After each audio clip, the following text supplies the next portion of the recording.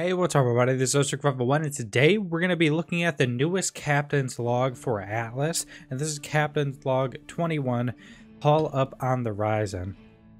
So this is a pretty big update, kind of overall to the information we have about updates coming to the game, and there is a pretty big amount of information in this.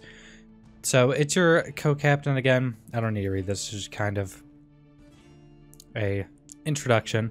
In an earlier Captain's Log, we announced that we would be making changes to the game which reduce the stiffness of the climb to experience some of the later game content. We want to reduce how punishing Atlas is, especially to solo and smaller groups, and ensure that those who cannot invest as much time are still able to experience the fun that Atlas has to offer.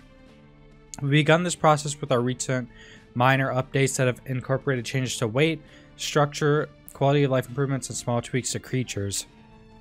However, we recognize that we still have a lot more that needs to change, including revisiting some major aspects of the game. It is for that reason we'll be delaying the February content update to mid/late March so that we can include some of those quality of life changes, or some of those major changes.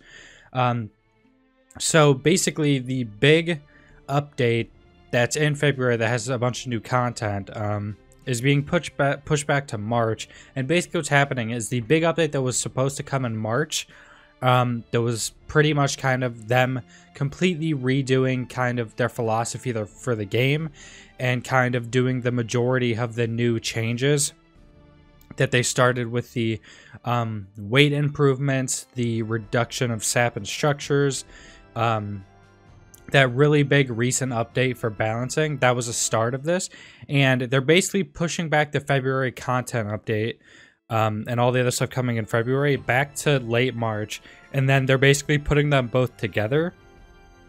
So I'm pretty sure this is probably to finish up some of the February stuff, but most likely they have most of that done, and they just want to get the balance stuff as quick as possible, so they're pushing that back to kind of rebalance the game, because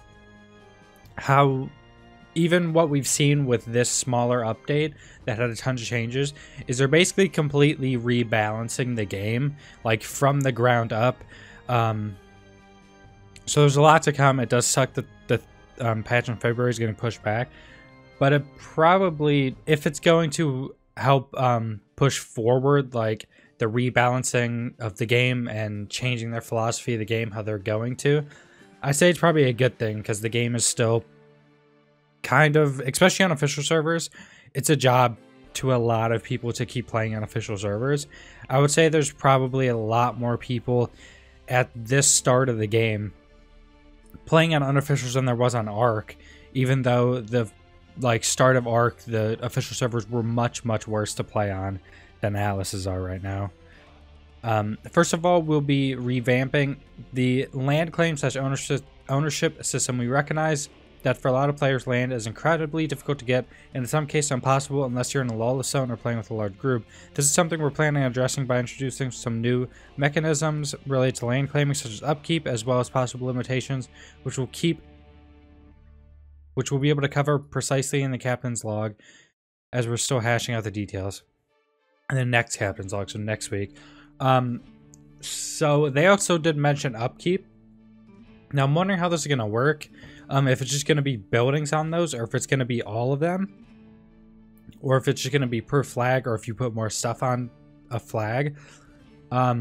That's going to reduce the amount of flags people can keep or want to keep massively, depending on how expensive it is. And there's some limitations, so we'll wait and see on that stuff. The kind of land claim and ownership system is really broken in this game, even on lawless servers. How close they made it so you can build to other foundations and that you can spawn on beds on lawless servers makes lawless servers also like super unbalanced, even though they're kind of supposed to be. But the land claim / ownership system everywhere else is pretty terrible. Like, there's kind of no way around how bad it actually is.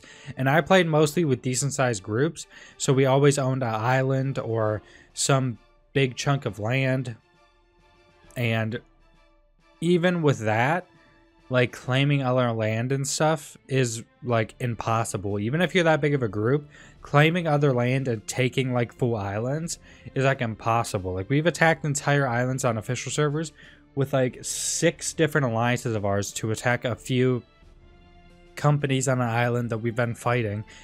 And even like 6 companies, they're destroying the people on the island like consistently. Like they can't do anything besides like spawn in and try to use whatever towers over here to try to like shoot off a shot somewhere or something, and you still can't claim anything because if anybody's online or if they just have a ton of sleepers everywhere, it's like impossible to claim stuff from other companies. The next aspect we'd like to tackle and include in this March update is defense against offline raiding. This is something that has often been echoed around the community as being a critical problem with the game, much more so than Ark had, and Ark was still, offline raiding was still probably one of the biggest issues in Ark as well, but Ark had much more defendable bases because of how, you know, the defenses basically hit everything. Players are unable to enjoy PvP versus one another because the meta encourages/enables offline raiding through how easy and effective it is. Our plan is to introduce game mechanics which will funnel PvP taking place during online hours, and overall objective is to provide players more power and defensive options over their land. So basically they're trying to give us more ways to defend our bases and not be offline raided, which is definitely, if they can do it and actually succeed at making offline raiding much harder and much less common and give us more defensive options and stuff like that, that'll be one of the best things for the game. Like even in Ark, getting offline raided was always pretty much the worst thing possible in the game. Like it's never a good thing to be offline raided. Even if you set up defenses perfectly and everything, there's always a way around defenses unless you're in some glitch spot, much more so in Atlas.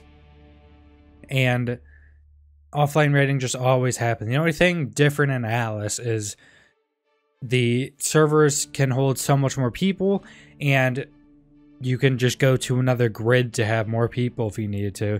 So you could technically always have a lot more people online because you could have so many people in a company and, you know, alliance companies everywhere. So you could be much more defendable that way with more people online. But smaller companies get destroyed by this even more because they can't have people always on, and then they're not as defendable as the big ones.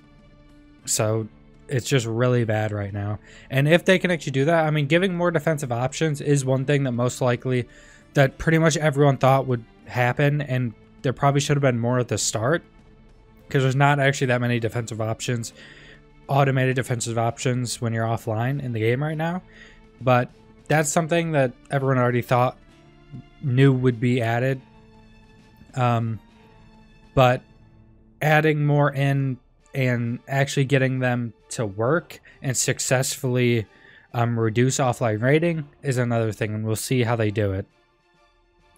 There are 2 major systems that will be receiving attention from our development team over the coming weeks so that we can have them ready to launch in tandem with the aforementioned changes in March. We'll also be including some quality of life changes, first pass adjustment to the vitamin system companies, and other aspects of the game based on recent feedback. You can look forward to the specifics of these changes in the next Captain's Log.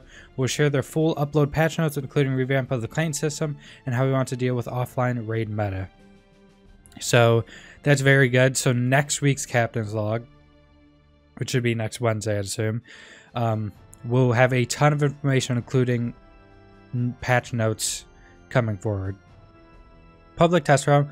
As we get closer to the release of the update, we'll be deploying the changes in advance on a publicly accessible test network before it hits the official network. We'll be iterating based on feedback and reports you guys make, ensuring that we're able to deal with any critical concerns prior to the update hitting our live servers.